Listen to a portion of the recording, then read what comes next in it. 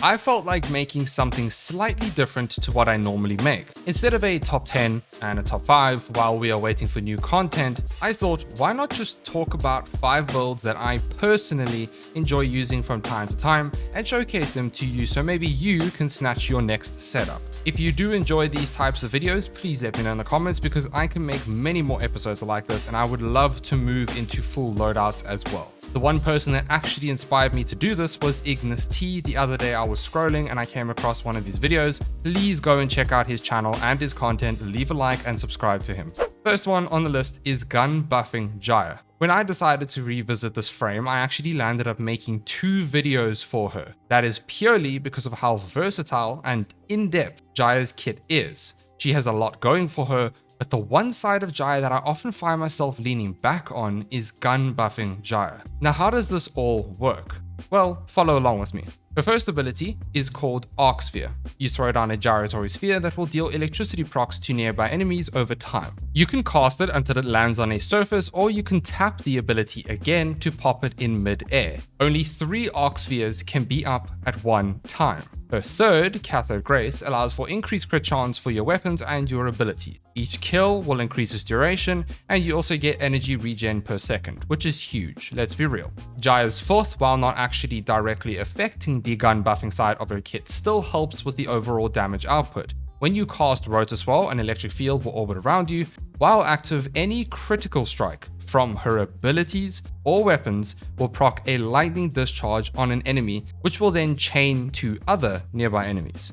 Now, where does the whole gun buffing side come in? The core of this comes down to her first ability's augment, Conductive Sphere. This augment allows any projectiles that passes through her arc spheres, her first ability, to have a guaranteed 75% electricity damage and 75% electricity status damage, specifically for electricity. This is affected by ability strength. These bonuses stack additively with the respective stats. So for example, the electricity damage bonus will stack with Stormbringer, and the status damage side will stack with Elementalist mods, and works both on the guaranteed procs and your modded electricity procs from your weapon. Okay, cool. So we get big damage. But there is so much more. You will gain guaranteed electric procs per instance of damage. For example, if your weapon has 6 multi-shot, every time you shoot through the sphere, you gain 6 electricity procs. Guess what? You can have up to 3 arc spheres, meaning this bonus stacks 3 times. The only thing is, when shooting through multiple arc spheres, it will still grant the additional electricity procs and electricity damage, but it will not grant additional electricity status damage. If you're a bit confused what the difference between the two is, the status damage stat will increase the damage over time from the electricity procs, and the electricity damage just the raw damage, essentially. All in all though, you're still getting a lot from this augment. You can stand in the sphere or you can shoot through it from the outside. It doesn't matter as long as your projectile goes through the sphere in some way. This also applies to your companion with its own projectiles like sentinel weapons, meaning while you as Gyre with your weapon gain an enormous amount of damage, your companion does the same thing, especially when you pair this with Contagious Bond. Okay, so summary. Conductor Sphere is the core with gun buffing and allows any weapon to have huge amounts of electricity damage. We also get increased crit chance from Cathode Grace, then we have the extra lightning discharges from Rotor Swirl. Subsume Volt Shock over your second ability, and equip Shock Trooper. Here we add a whole nother layer of increased electricity damage, and Shock Trooper will also add to more electricity procs, plus it adds to your Sentinel companion projectiles too. That's a lot of electricity damage already, but wait, I'm not done. We're nearly there. Violet Archon Shards has a stat that allows you to gain 45% primary electricity damage and gain 15% additional damage per Crimson, Azure, or Violet Archon Shard equipped. This is the Tau Forged version. This electricity bonus will combine with mods, and these shards will technically mod electricity onto your weapons as if you've put the mod on. So it kind of saves you a mod slot if you're going to use a electricity combination. But here's the thing. When you start to stack these shards, the bonus will apply on itself in the calculation, meaning at 5 Tau Forged Archon shards, you gain 600% primary electricity damage scaling. Yeah, you get why I like Buffing Gyre. Look, personally, I don't see the need to go all 5. You're doing more than enough damage as is, and remember, this only applies to primary, so if you want to use secondaries, then you're not going to really benefit from this much. If you're wanting to use primaries, then this is fantastic. I do recommend 3 at most, and then reserve the last 2 for quality of life, like more energy or casting speed, which is what I went for. You do not need to have these Archgun shards though. They are more expensive, and you don't need to make it more expensive. You can make it more budget. Here is the build here. I have put 1 Tileforge blue shard for more energy to help with max energy, since I do not have flow. There is a raw version if you'd like to use that too. The nice thing about the raw is you get to use cathode current to make rotor swell deal more damage. Now you must be thinking, but Flo, what weapon should I use? This is the beauty of gun buffing gyre. Anything you bloody want. I cannot stress this enough. When I say any weapon that feels remotely lackluster will now do tons of damage. Beam weapons are absolutely unreal. Vidaria is also loads of fun to double up on the lightning procs. Just take your pick and enjoy. You don't really have to mod your weapons for this. You can if you like to, maybe something like viral or corrosive, or modding for banes and elementals to help with the damage over time. When it comes to the companions, again, you can mod your sentinel weapon for any damage dealing or use anything you want, but you can use contagious bond if you like to nuke everything. By the way, the bonus from Conductive Sphere also applies to duplex bond clones, meaning they also do a ton of electricity procs. One of my favorite companion weapons has to be the Tazakor with the setup. It is so much fun.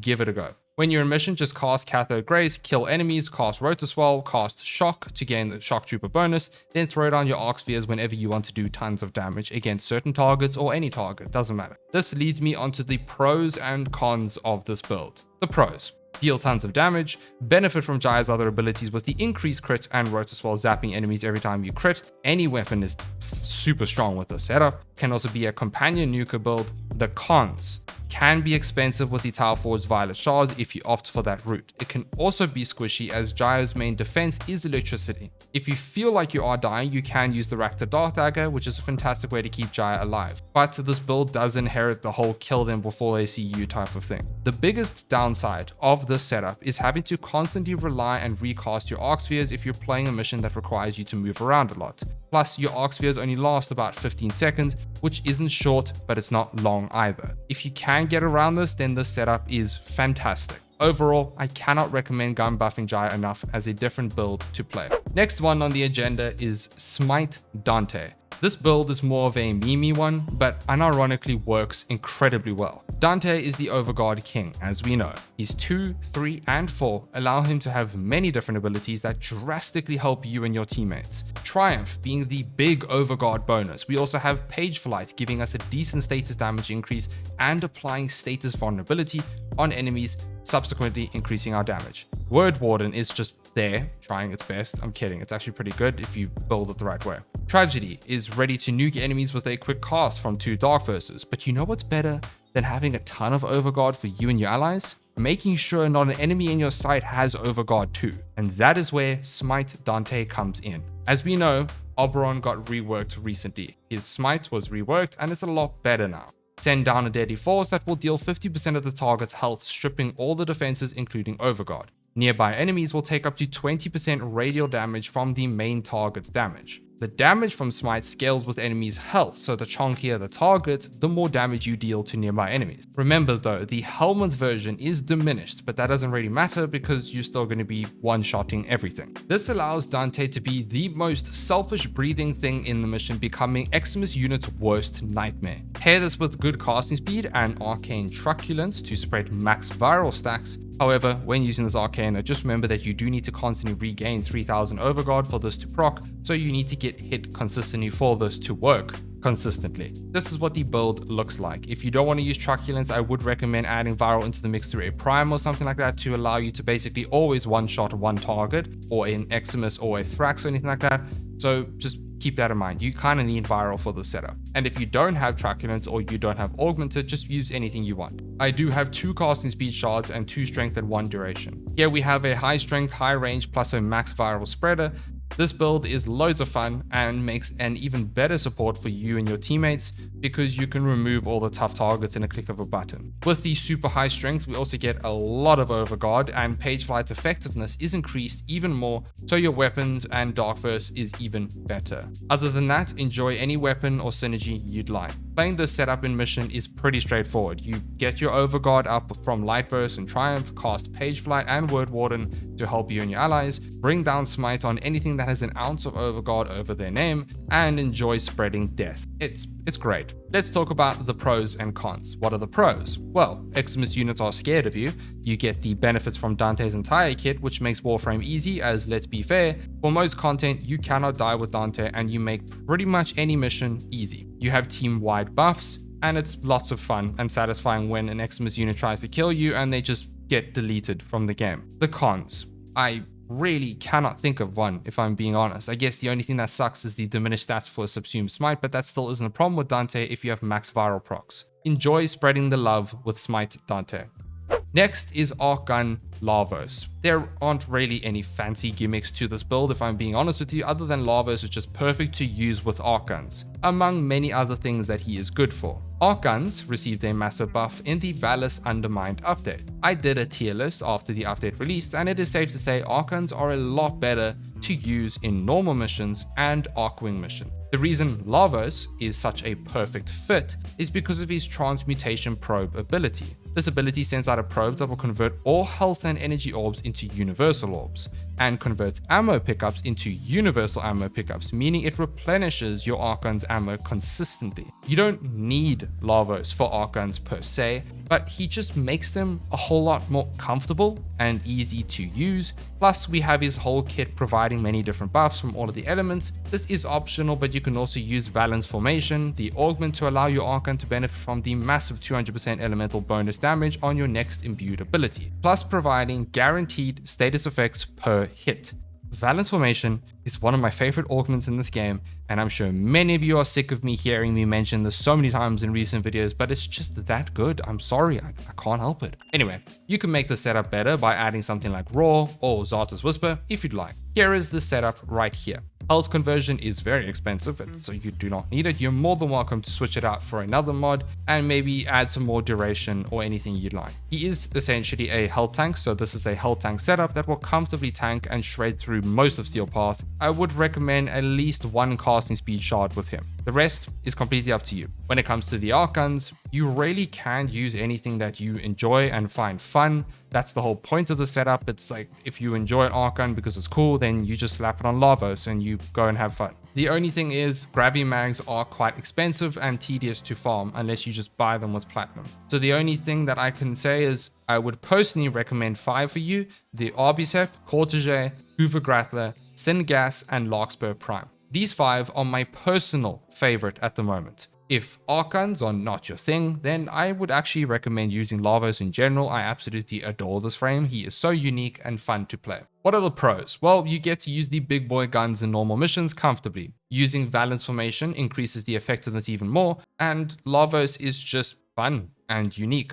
Archguns are also a change of pace and allow for a huge amount of dopamine injections. The cons: can be expensive with gravity mags on Archguns, and Archguns are not for everyone. Or you just don't really enjoy Lavos at all. That's the downside of the setup. But if you're someone that wants to try it, please give Lavos a go. Next one is Mecha Citrine. This is an overtop setup that is satisfying to play, to say the least. Citrine is and always will be among my favorite Warframes to play. Her somewhat recent augment is called Prismatic Companion, which is the crux of this whole setup. Citrine's third ability is called Prismatic Gem. This deploys a gem that shoots out beams when enemies are hit within its radius, and you can have multiple beams at once if you hit more than one enemy. This will apply if your allies deal damage too. When enemies are struck by these beams, they will take heat, toxin, cold, and electricity. If you have Archon Continuity equipped, they will also take corrosive. That's 5 status effects. When you and your allies stay within the ring, you will also gain a massive buff to your status chance and status duration. Q Prismatic Companion.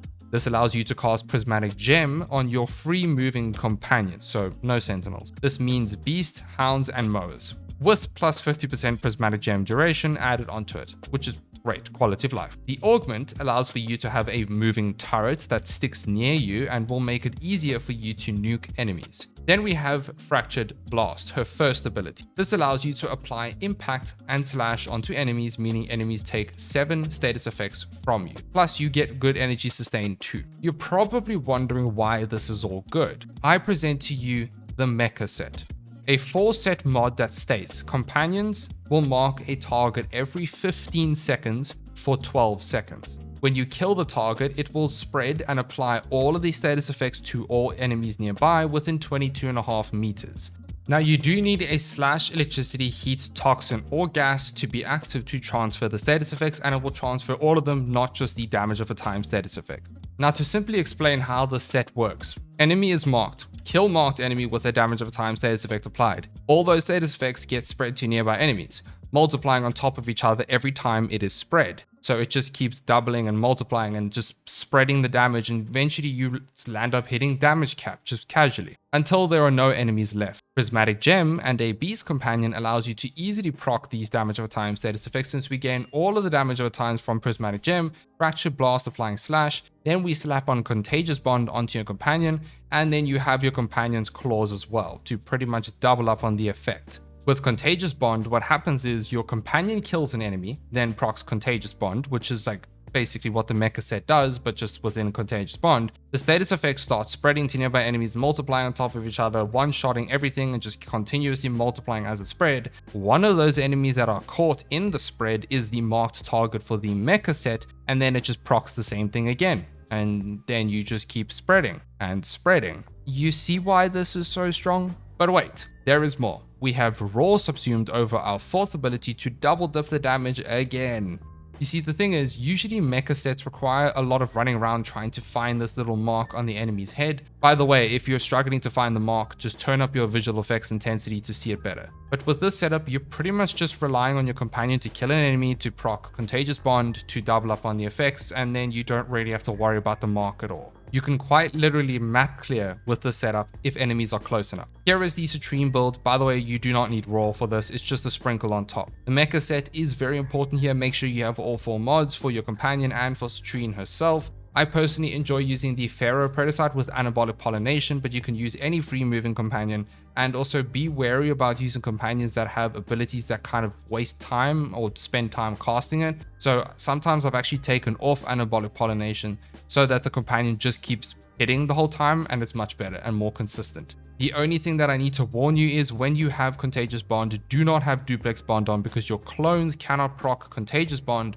only your original companion can. This is what the Pharaoh and Claw build looks like. Your others can follow a similar framework. You don't have to follow this exactly. Another very important thing for this build to be better is to use Protector Posture to make sure your companion stays near you, so you always have the effect of Prismatic Gem, and also it only attacks enemies nearby. In mission, all you do is cast Prismatic Gem on your companion, cast your 1 to keep up the beams and get more energy, keep your 2 up for survivability, cast Raw to double dip all of these damage layers, and let your companion do the work. Or you could help it by using your weapons too. Let's talk about the pros. You nuke everything in an instant. Citrine is incredibly strong with all of her buffs. This setup doesn't need to be just companions and the mecha, it can be for weapons too, or you can just mix both of them for added, nukage, basically.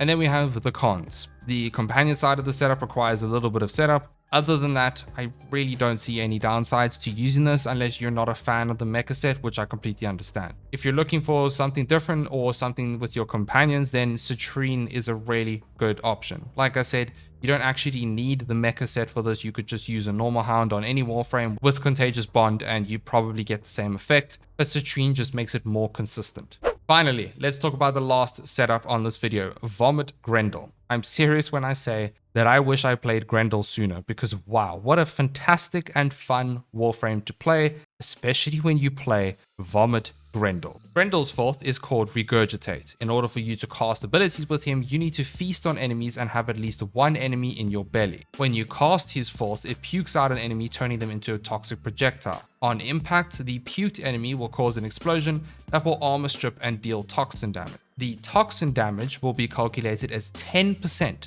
of the current enemy's health. So the more health the enemy has, the higher the toxin damage. Insert Gastro, his augment for Regurgitate. Instead of a bile projectile, you can now skip your enemies like a rock up to 3 times. Each time the enemy bounces, it will armor strip enemies, and it will create a gas cloud that lasts for 8 seconds, inflicting enemies with gas. But with each bounce, it will unfortunately deal 75% less damage. But that's not a problem, because let me show you the damage here.